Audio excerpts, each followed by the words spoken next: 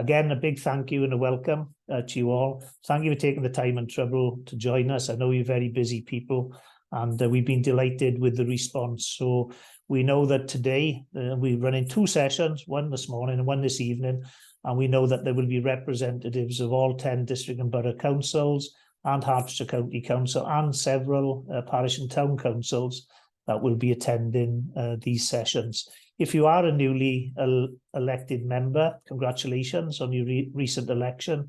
If you are an existing councillor, as I said in the invitation, many thanks for the work that you do on behalf of our residents. Can I just a few house announcements to say that this session is being recorded, and we will share that recording with attendees and those who said that they would like to join us but are unable to do so today. Any documents that we refer to, we will be sending out links. You don't need to worry about that. And with the slides, there'll be a set of notes, which we'll also share with you. There are some references in some of the slides that you'll be able to cross-reference then with the slide notes. And as I said, if there are any specific questions for the panelists, if you could use the Q&A function. If we got time, we'll take some of those questions today and deal with them. If not, we will prepare an FAQ, which will also circulate. So if I can just, I'm John O'Callaghan, I'm the Partnership Director, and I'll be joined today by my colleague, Adrian Ledbury, who is our Strategic Lead for Transformation. Slide, please, Adrian.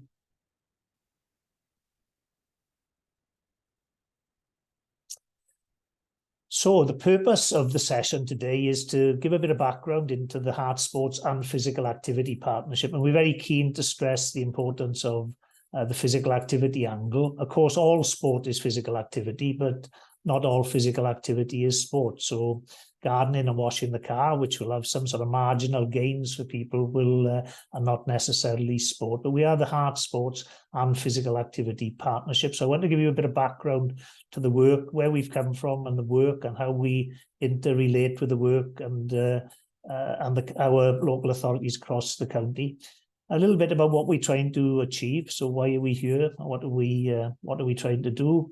How we do it, some of the programs and projects, look at some of the future priorities, and I think importantly, how can we assist you in what you are trying to do at the local level? Slide, please, Ed. And again, so just a bit of background in terms of the Heart Sports and Physical Activity Partnership. We're known locally as HSP. Slide, please, Ed. To give you a little bit about the background, we were established in 2003 when the 10 district and borough councils and the county council came together in response to an incentive from Sport England to provide some funding. They came together with the University of Hertfordshire. The university agreed under a memorandum of understanding with the local authorities to host the newly formed sports partnership. Back in the day, we were one of 49 what were called county sports partnerships. These days, we're one of 43 because there's been some reorganisation, 43 active partnerships. So we were 20 years ago, we were established. We're part of an active partnership network. We receive our core funding from Sport England. We get £500,000 a year from Sport England as our core funding. And we, as well as being our founding members, our local authorities, our 10 district and borough councils and county council, continue to be our funding members. You provide a small amount of funding, £5,000 each year from each of the local authorities towards the cost of our work. And as I said, the university acts as a host, so the partnership team is employed by the university, and the university looks after all our central services in terms of finance and insurance and legal and the like. And of course, we are a partnership, so we do nothing on our own. We work with a myriad stakeholders, partners, and other organisations across the county. And we very much view our relationship with our local authorities as the tier 1 relationship. You are very much part of what we do. We work in your areas, and clearly we want to work with you closely at all times. Currently, we've got a staff team of about 30 full-time equivalent members of staff, and we'll talk a bit about the range of work that we undertake. And we've got our own board. We've got our own independent board. Slide, please, Ed. And our board is made up of volunteers, of course, with a diverse range of skills and backgrounds and lived experience. And they are, the board is responsible for overseeing our strategic plan and making sure that this, the staff team is supported to deliver this. And in local authority terms, our local authorities are represented on that board by one of 4 ex officio members, who is one of the service heads from one of our borough councils, and nominally the chair of what is known as HACO, the Hertfordshire Association of Cultural Officers, which essentially is the heads of service for associated work such as sport and leisure from our local authorities. And we've put a link in, when you get the slides, there's a link in terms of the board webpage, so you can have a look who else is involved on the board. And that board is bound by the UK Code for Sports Governance to make sure that the work is undertaken in a right and proper manner. Slide, please, Ed. So Sport England at various times, as a government agency, are at the whim of central government, and from time to time their role changes. So we went through 2 Olympic cycles where the emphasis was very much on getting more people more active, and it doesn't matter if they were currently inactive, but just getting more people more active towards creating a link to the award of medals at the 2 Olympic cycles.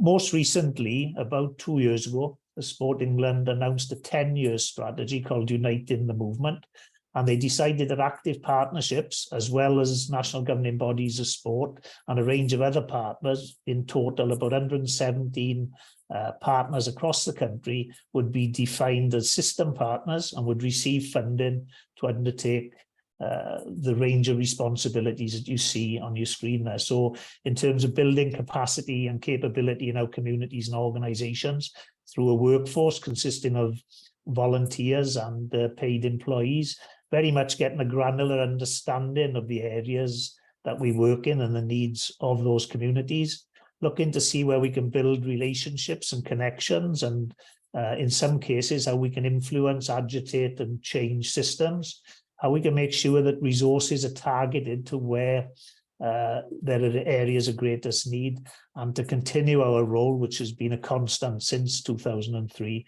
in terms of advocacy for bringing people together around a common purpose and a belief and a firm commitment to the notion that sport and physical activity can be very cost-effective vehicles for social change around a range of areas, as well as health and well-being. Slide, please. And everything that we do, and one of our values is around us being collaborative. We can't do it on our own. You will know your areas, you and your officers will know your respective areas far better than us. That's been one of the changes with Sport England. There was a time when we received a series of top-down initiatives which were heavily prescribed in terms of what we had to do against the notion that all communities are the same, and clearly each community has its own issues, its own needs and its own desires, and we need to understand that, and we need to work with those within our communities that are closest to the action and better understand the communities.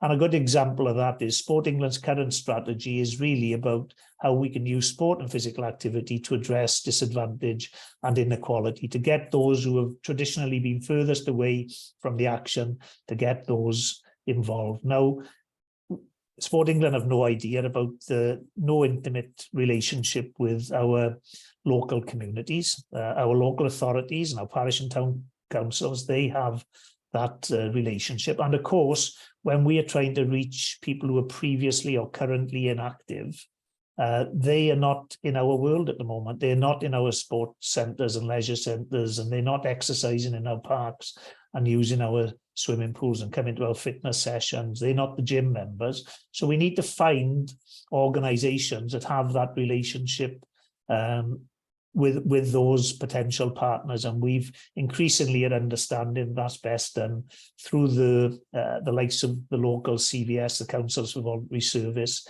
and indeed the wider voluntary community, faith and social enterprise sector. They have the trust and the relationship, and we need to find ways of being able to work through them in partnership with our local authorities. Slide, please, Ed. And we do all of this against a need to demonstrate continually that we are a fit-for-purpose organisation. We have a partner survey that we run periodically. That partner survey has just been undertaken, and our stakeholders across the county have a high regard in terms of the work that we currently undertake. We have all sorts of assurance to ensure that we have that we meet that fit-for-purpose tag, including the adherence and compliance with the UK Code for Sports Governance, and that's at the highest tier in terms of tier 3. That sets out how we need to be governed and our roles and responsibilities and requirements around that code. And if we are not in full compliance with that, our funding from Sport England and others is jeopardised. Increasingly, our work around equality, diversity, inclusion and safeguarding is hugely important, and we have certain standards that we have to meet in that.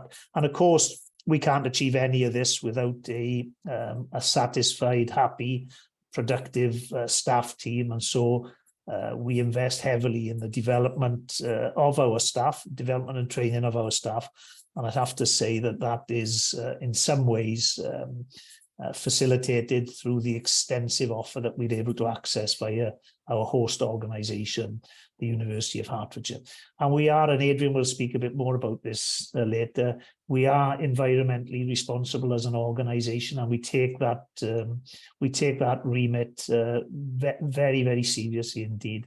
And we like to think of ourselves and pride ourselves on some of the innovation that we're involved with, and being not just a fit-for-purpose organisation, but one that can also be agile and opportunistic in response to what is constantly a moving landscape that we work towards. Slide, please, Ed. So when we talk about the Heart Sports and Physical Activity Partnership, it very much is partnership. It's not just us. We're very lucky, very fortunate to work as part of a team which is based at the university. But the landscape for Hertfordshire, the wider partnership, is just about everybody is involved in sport and physical activity across the county. And we're pleased to say that our reach and our relationship and our stock with the vast majority of those partners is high. And we have some very meaningful relationships in terms of our reach and what we're able to do in collaboration. So we've got 12 school sports partnerships that still exist. A school sports partnership typically will consist of a host school, which will host somebody called the school games organisers. Those of you that have been around for a while, they were formerly called school sports partnership managers or partnership development managers. We've got 12 of those, and typically they'll be a host school, 5 or 6 other secondary schools within an area, and approximately 30 primary schools that come together as a cluster. So when we have the Hertfordshire School Games, the young people who come forward on that will represent their school sport partnerships, which clearly, because there are 12 of them, are not always coterminous with our district and borough council areas. Our local authorities are again our tier 1 relationship. We've got one county council and 10 district and borough councils and approximately 120 parish and town councils, some of which are hugely important in our world because they operate facilities and playing fields and community centres, which are locally the places where people go to get their sport and physical activity fix. We have 2 universities. We have our host university, but we also got a campus for the Royal Veterinary College within the county. We've got 4 further education colleges with about 40,000 students there, clearly a major target area for us. We've got probably 60 to 70 schools now that operate their own facilities, either directly or via a third party.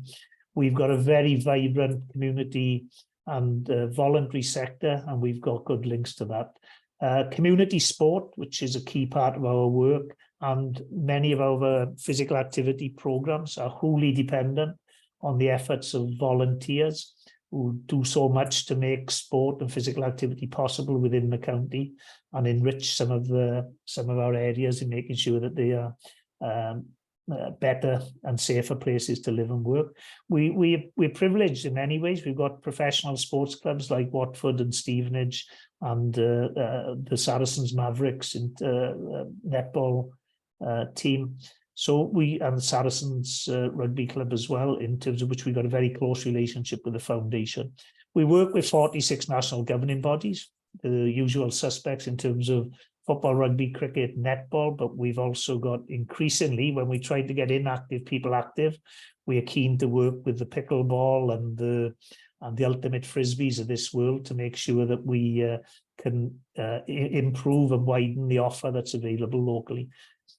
Critically, we've got about 2,500 sports clubs. So those of you that are representatives of the district and borough councils, typically you'll have between 180 and 250 sports clubs in your area. And these play a massive role in terms of the fabric. They're interwoven into the fabric of our communities, and they play a massive role in terms of a range of local issues like countering social isolation and bringing community cohesion, and giving opportunities, particularly for our young people, to get a good start in life. We have a great relationship with the key statutory agencies, including the Public Health Hertfordshire and the Emerging Integrated Care System, Hertfordshire and West Essex. We have up to 18 leisure operators, some of which run local authority-owned leisure centres and swimming pools and parks and open spaces, and others that look after what essentially are part of the private sector. And increasingly, in terms of the offer that we have, is that comes through coaching agencies, social enterprises, some charities who have now supplement what is on offer at the local level in terms of ours and the wider sport and physical activity offer. And of course, we have the team at the Heart Sports Partnership, as I said, is about 30 full-time equivalents, all made up of very passionate advocates for the power in sport and physical activity to make a marked contribution to some of the key social agendas that Adrian will talk about. Next slide, please, Ed, and I think it's over to you. It is. Thanks, John, and good morning, everybody. Thanks for joining. So, yeah, I'm just going to go through what we're aiming to achieve, a little bit about how we do it, and give you some examples of some of the activities that we're involved in.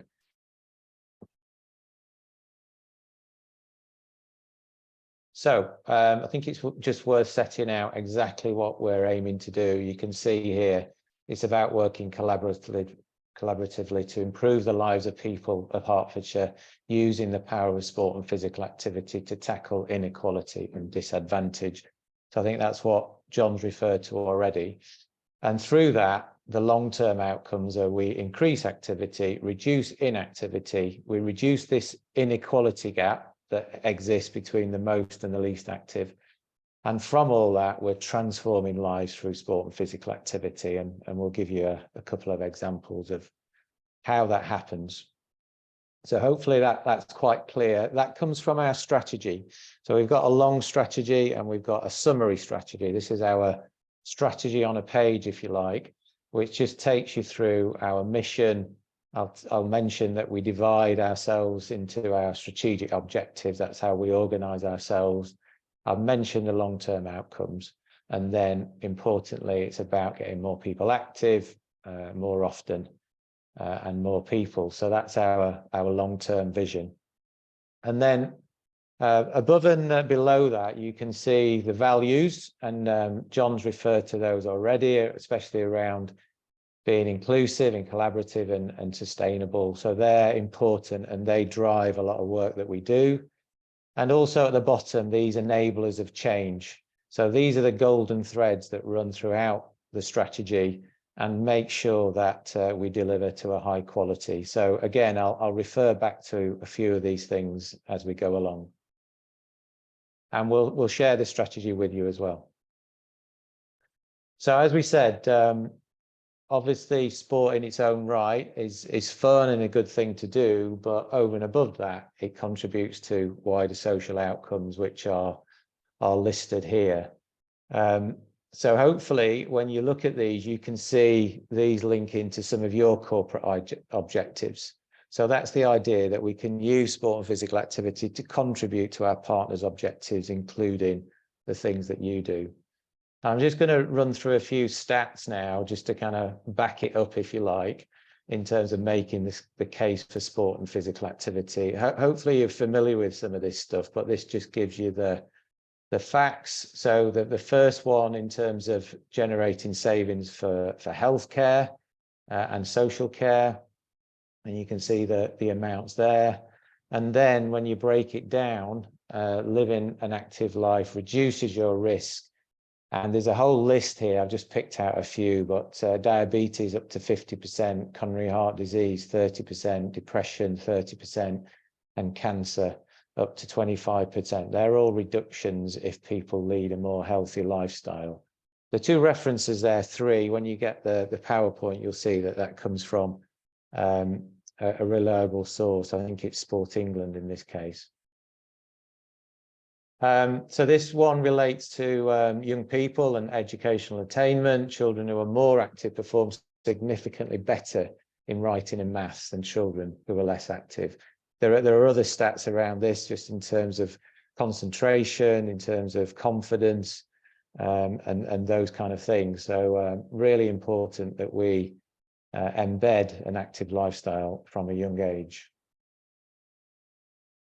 And then something that I'm leading on, in addition to some of the wider governance work, is around active environment. So I thought I'd put this one in.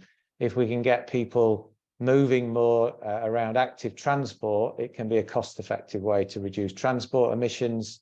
Walking and cycling can substitute for 41% of short car trips, saving nearly 5% in CO2 emissions. So again, really important. All the local authorities have declared a climate change emergency, and this is one of the activities that we can do to support that particular goal.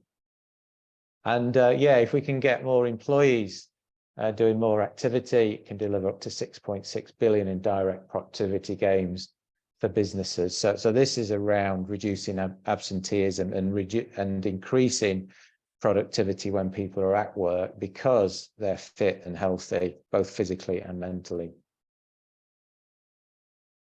So John's referred to this inequality gap.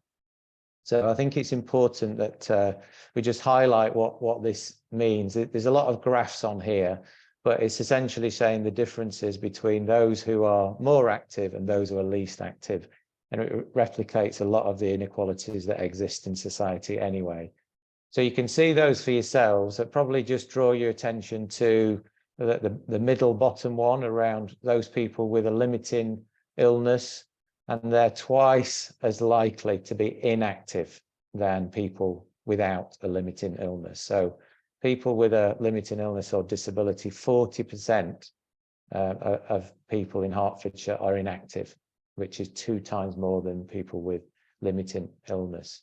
And you can see there are variations around people on low incomes, older people, and people from our diverse ethnic communities as well, particularly from Black and Asian communities. So this is important for us in terms of understanding our communities, understanding our landscape, and then obviously linking our activities and the money that we've got, the funding that we've got to address these inequalities. So it's a similar picture when we look at young people. And by the way, these stats are driven from what's called the Active Life Survey, which is produced by Sport England, and there's one for adults and one for young people. So again, for young people, this links into inequalities. This one's actually around active young people. So this slide is making the point that family affluence has got a big influence. Those who are more affluent are 55% active, and the least affluent are 43% active. So you can see the differential there, and the role that family affluence plays. And again, there are some inequalities that stand out in there in terms of some of the other things: boys and girls, ethnic diversity, and disability as well.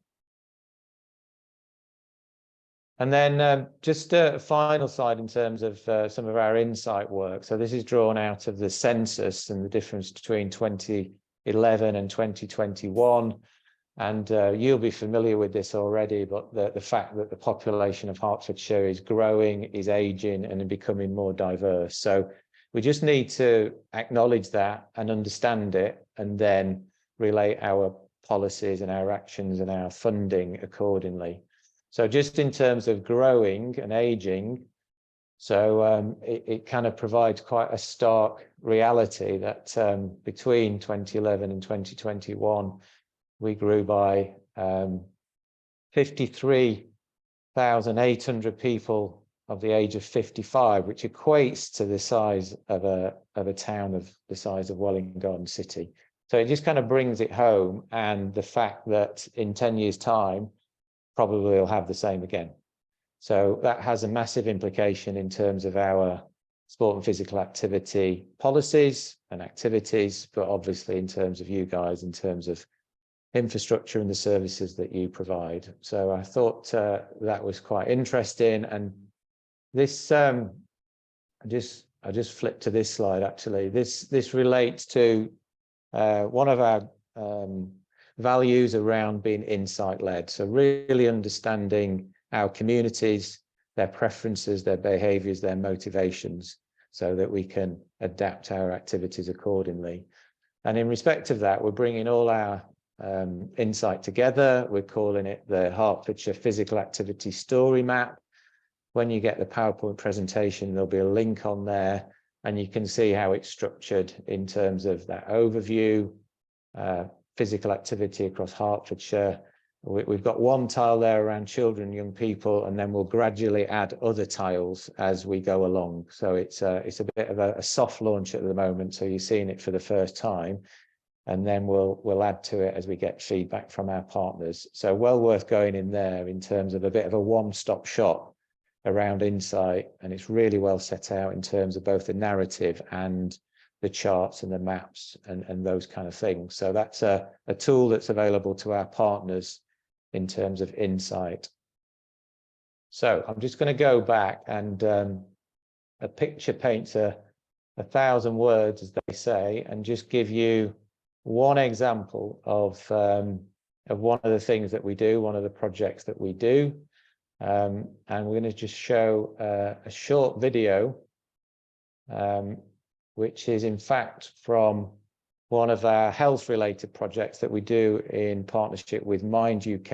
And it just gives you a good example of the kind of work that we're involved in and some of the impact. So I'm just going to show this video.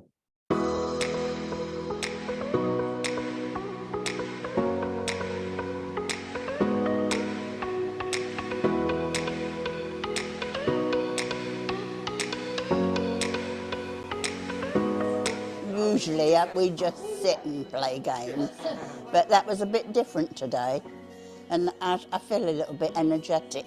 I don't normally.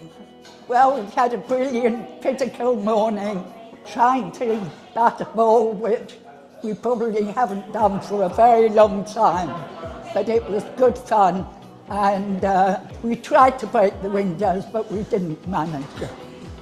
Come again. My name is Will Slemmings. I lead the health and wellbeing team at the Heart Sports Partnership, and we're delighted to be able to support Age UK, this range of seated sports exercises funded through the Sport England Tackling Inequalities Fund. Our main drive was really to build a relationship with Age UK. We know that they offer fantastic support for our older residents around the county already, and we were really interested in adding some physical activity element, but trying to do it in a more fun way than your traditional seated exercise classes. So we've had seated football, we've got seated cricket, and we've got some inclusive seated dance programs coming up as well. It's been a really difficult couple of years for the clients and the staff here, and this has really been, it's brought something brilliant to the centre. It's made life seem normal again, and stretched people. So it's just been so lovely to be able to do this after the COVID situation, and also to show how we've been able to run these programs in a safe and effective manner. So that's been really, really good. It's been lovely to see their responses each week and seeing the changes of dynamic depending on what dance style we're doing. It's been lovely to see them connect with each other through the movement and with myself, and as well as reminisce to a lot of the music choices that I've been making. So there's been lots of talk about dancing in the past and really celebrating the movement that they're doing today. I think it's really important that we continue to have some kind of physical activity all through our lives. And I think there's you know, it's well documented that physical activity is good for our health and our well-being, irrespective of what level it is. And certainly as people get older, we need to adapt the activity to suit them and their mobility and all those sorts of things. There's massive social benefits to this work at 100%. I mean, as we've seen, the fun, the laughter, the competitive streak as well, that's, I think people can quite often forget that they've got that within them. And I think doing things within a group is really helpful for people rather than being by themselves. And I think the real difference has been adding that element of competition and fun, and really getting everyone having a laugh alongside those functional movements. It's been incredible.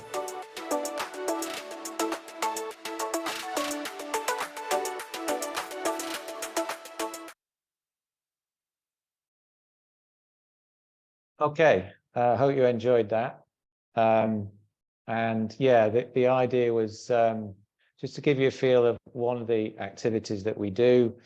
You can see the whole range of partners that we've got there as well. And in that scenario, we're commissioning the activity. So yeah, hopefully that gives you a good feel of what we do. I'm just going to run through the rest of the slides.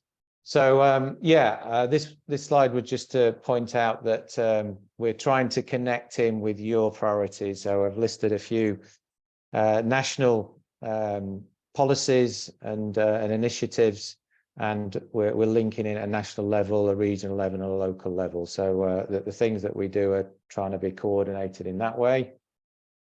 So then, just to build on what we've been saying, you've seen a video. I'm just going to go through some of the other things just to give you a good feel of the breadth of some of our activities. So I think it's important to say that we wear different hats.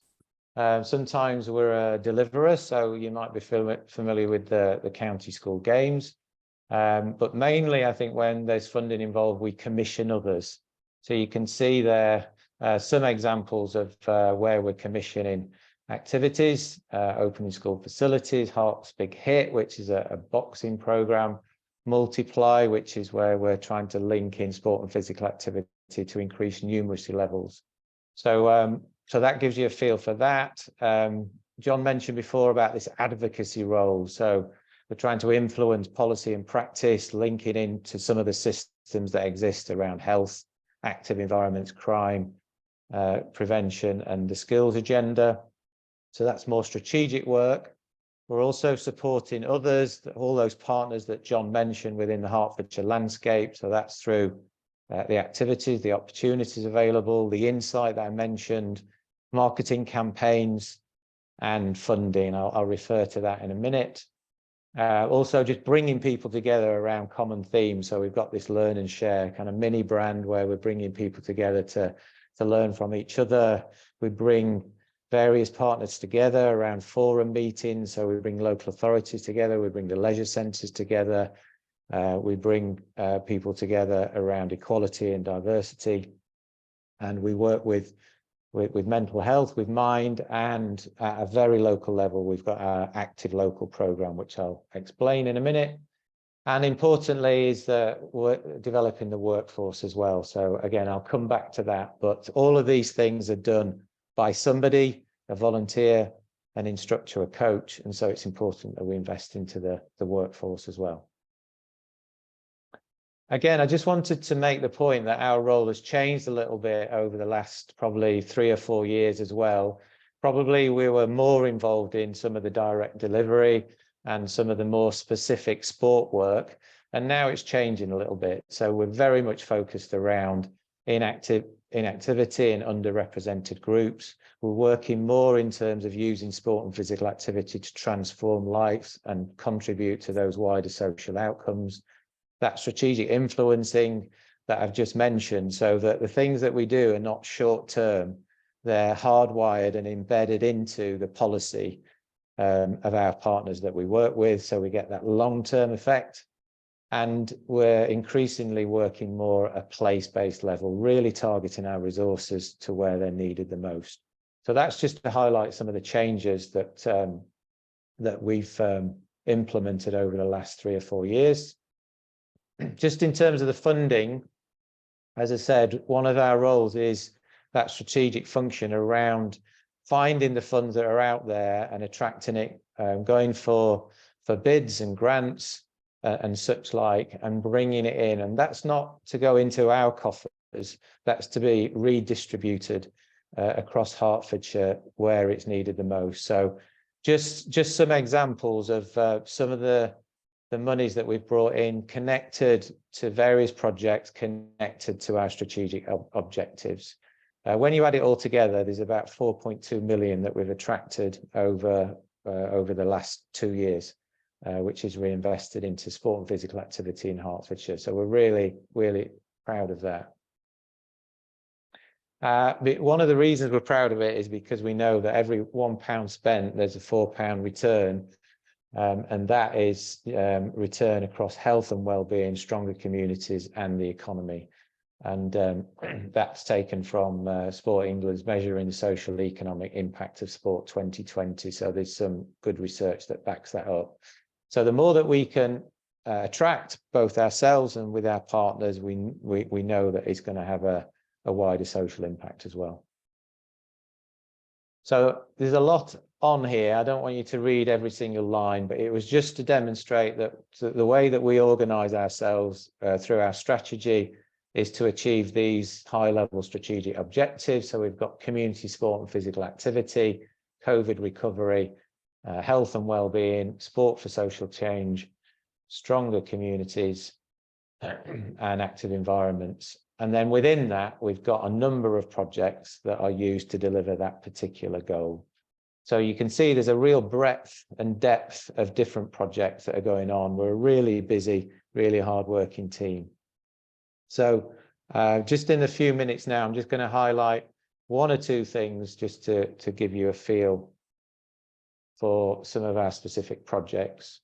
So hopefully some of you are aware of our Active Local programme, which is really a place-based programme, really targeting those disadvantaged communities and trying to empower them to support themselves to be more active. So we call it Active Local. You can see the places that we've selected on the right-hand side, and those places have been selected in collaboration with local authority colleagues and with public health, linked to various indicators. So you can see the names on there. And what we're trying to do on the left-hand side is target our resources and funnel it so that most of our investment and resources go into those local communities to, as I said, to help them to empower themselves to get more things going. So that's Active Local.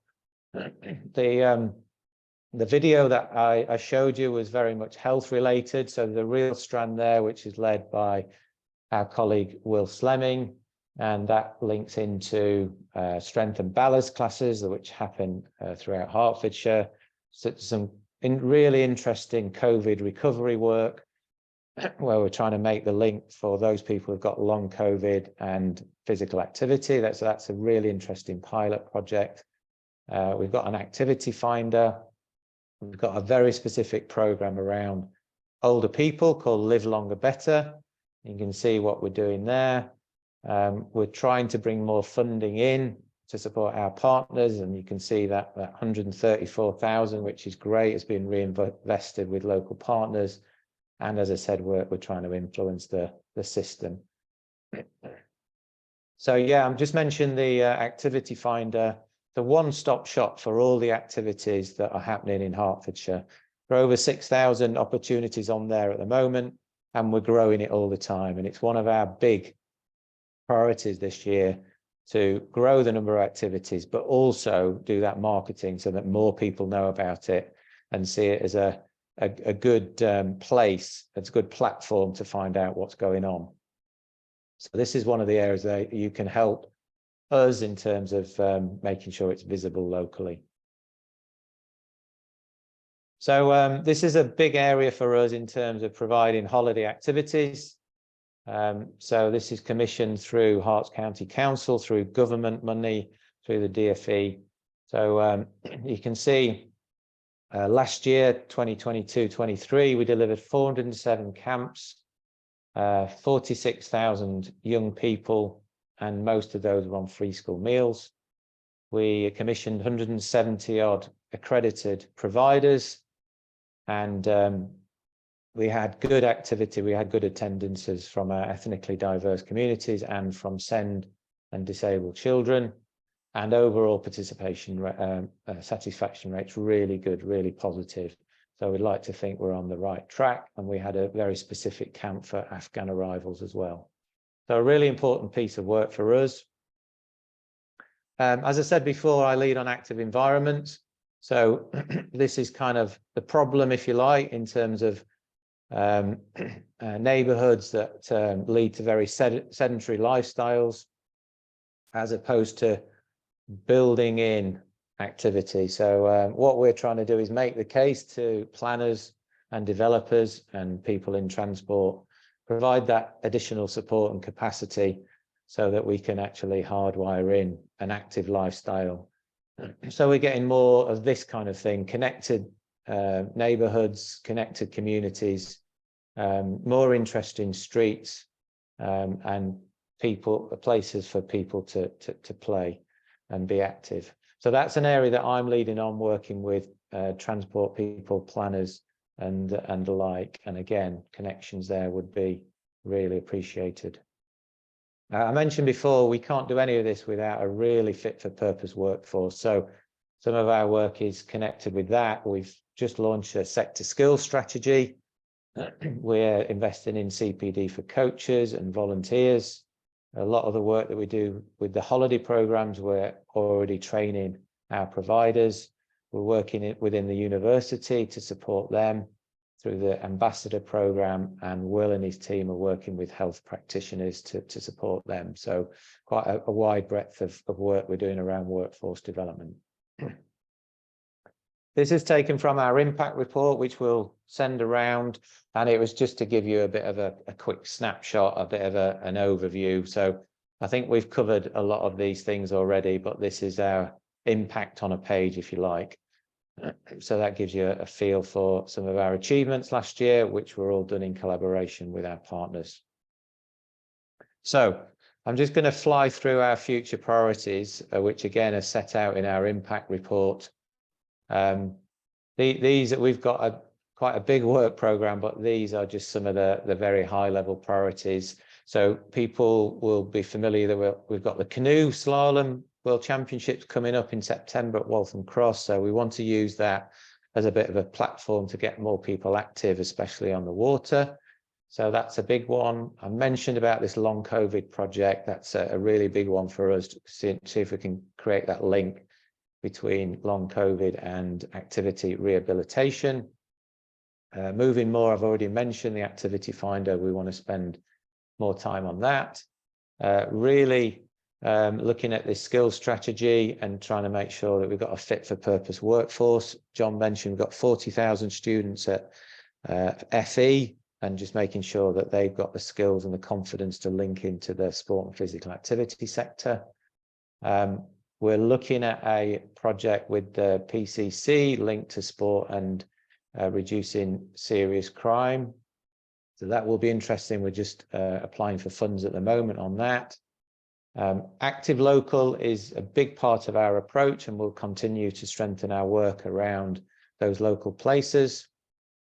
And we're introducing a new parks-based program, both pop-up parks in the summer, but also something called Park Play, which is a new concept, trying to get this intergenerational family-based approach on Saturday mornings using local parks. So that's an innovative and new area of work. The fit for purpose workforce I've already mentioned, and the fit for purpose organisation is us constantly thinking about how we improve and develop as an organisation. And so those are some of the things that we're looking to strengthen within our staff team. So that was a bit of a fly through, but hopefully you've got a good feel for what we do, how we do it, and some of our priorities. So I'm going to hand back over to John now to talk about how we can work together. Thank you very much, Adrian. There was a former chief health officer for the UK, Dame Sally Davis, and she said once about physical activity that if it was a medicine, that they would be hailing it as a miracle cure. And we very much within the partnership take the view that sport and physical activity can not only have a major impact in improving the lives of our people in terms of the physical and mental well-being, but around all those other areas that Adrian has alluded to in terms of social inclusion, community cohesion, educational attainment, skills and employment, and ultimately economic prosperity. And as I said, we're passionate advocates for that. And we fully appreciate that local authorities are currently strapped for cash. There's no other way to describe it. You are under the cosh in terms of making your finances work. I spent the best part of 20 years in local authorities, and my last role I was a director within a unitary authority, so I'm fully conversant with some of the issues and some of the pressures that you are facing. But I think it's important to note that we are not coming here today looking for funding from our local authorities. We are coming here to see how we can help you. You are us and we are you. You founded us and you continue to be founding members of us. But most importantly, Sport England invest in us because they realise that they cannot get the reach that they need across Hertfordshire. And we need to work very closely with you and your officers because we fully appreciate that you know your communities far better than we can ever even dream of reaching. So we want to work with you to ensure that we, I suppose, optimise what will always be finite and limited resources at the local level. And I think we've got to start with that in terms of understanding and aligning our priorities. We need to, and especially when there are new administrations now in some of our local authority areas, we need to understand what your priorities are. How can we align in terms of what we are doing? And when we understand each other, that will, in my view, give us a greater opportunity to work even closer together. And I wouldn't want anybody to think that we don't work very, very closely. We have a fantastic relationship with our local authorities, and we long may that continue. As I say, we think that sport can be a great vehicle for social change, and we are optimistic that we will secure some significant funding around crime and disorder reduction in Hertfordshire. Now we may be able to use sport to reach some of those young people in particular that might currently be on the cusp of the youth justice system and the like.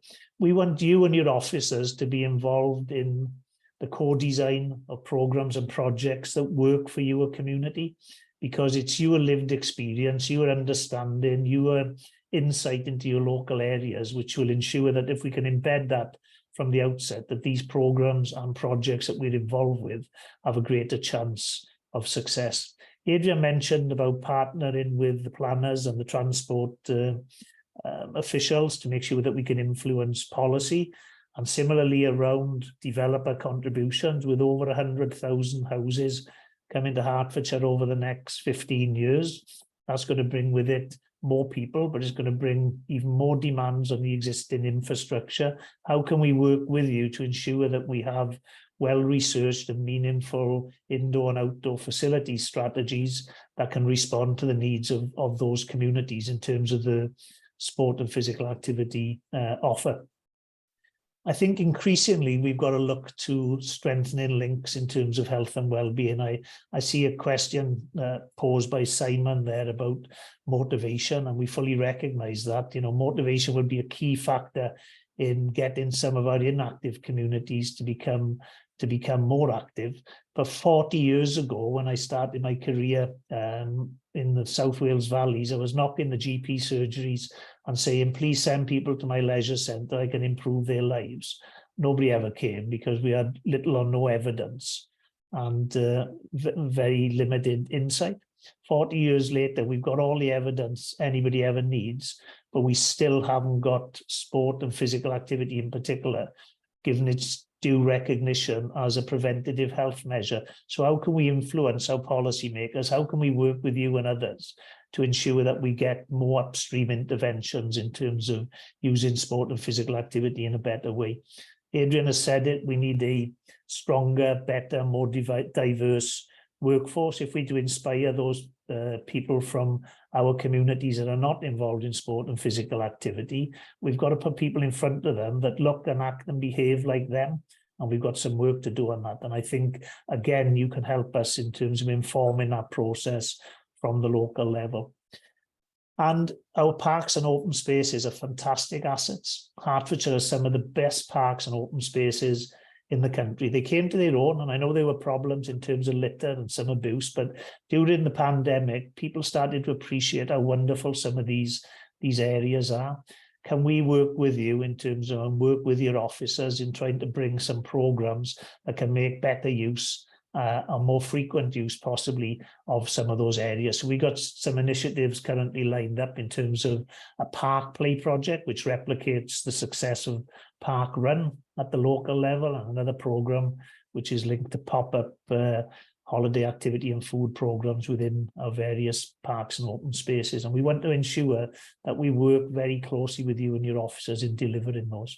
I need to say a special mention really to our sports clubs.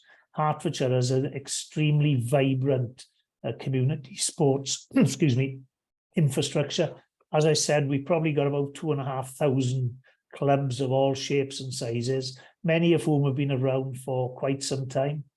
But if you're involved with those clubs, many of them face a hand-to-mouth existence almost on a daily basis. They are trying to deal with greatly escalating costs, particularly those clubs that are asset-owning clubs. They've got burgeoning legislation, creeping regulation, and they try to operate in a society which unfortunately is increasingly litigious and where gratitude can sometimes be at a premium. But they make an enormous contribution to community life in our various areas.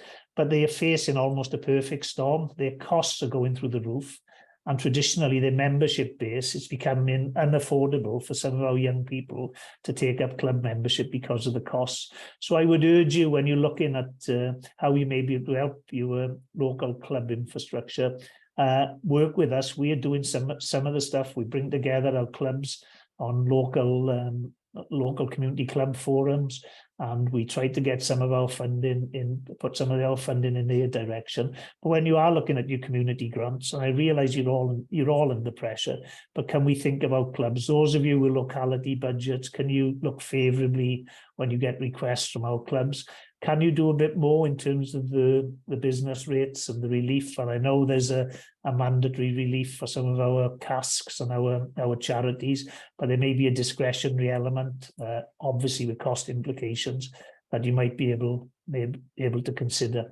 And when you're putting together your specifications for how your sports centres, leisure centres, swimming pools are to be managed as part of your leisure management contracts, and some of those I know might not be for some time, I think we've got to start to think a bit wider about how they maybe become the sort of the front line for well-being at the local level. These are important community assets, and I know that all our local authorities have really pulled the stops out over recent times to keep some of these going, and we haven't faced the closures in Hertfordshire generally that have been experienced in some of the other parts of the country. How can we work with you in terms of making sure that we protect and look at alternatives in terms of the way that we write contract specifications and the like as we go forward around some of those facilities? And again, many of you in terms of the district and borough councils won't have a remit necessarily for our schools, but I'm sure many of you will be governors and involved with PTAs and the like, and have connections to our local schools.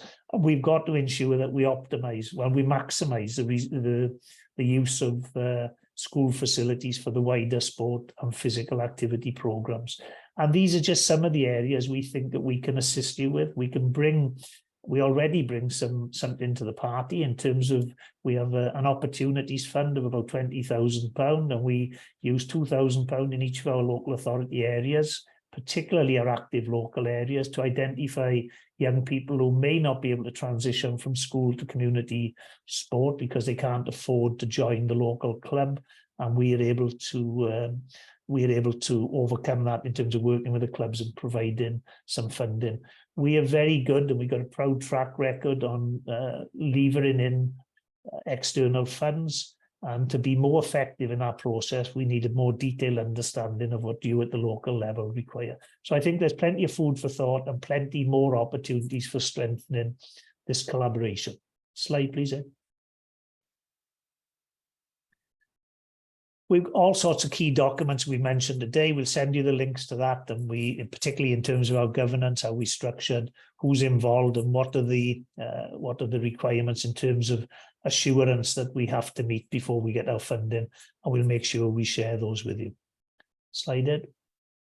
So what are the key takeaways from today? Well, keep in touch with us. We've now got your details, and unless you object, we'll make sure that you are involved and are subscribed to our various newsletters. And if you can, follow us on the usual social media platforms. Help us shape local delivery. These are your areas. These are your people. We want to make sure that what we are doing closely aligns with what your priorities are at the local level. You have got the lived experience. You're gaining insight each and every day as you go about your work, and we need to find a way of how you can share that with us, that we can strengthen what we do at the local level. We have a range of special events, and I will ensure that you're added to the invitation list for each of those events. You're very busy, I understand that, but wherever you can, come along and you can see firsthand on some of the things that we can do. And as I said, we are part of what you are able to do at the local level, so please stay in touch. If you've got any particular queries, opportunities or challenges that you think we may be able to help you with, please get in touch with myself or one of the team. So it just finally is for me to thank you. We almost dead on time, which is unusual for anything I'm involved with, I must say. So a big thank you for taking the time and trouble to join us today. We haven't got time to deal with any of the questions that are being raised, but we'll make sure we put those in a frequently asked questions document, and we'll share that with you in due course. As I said, a big thank you for taking the time. Hopefully you found it of some interest, and if you've got any further queries whatsoever, please to get in touch with us at your convenience. Thank you.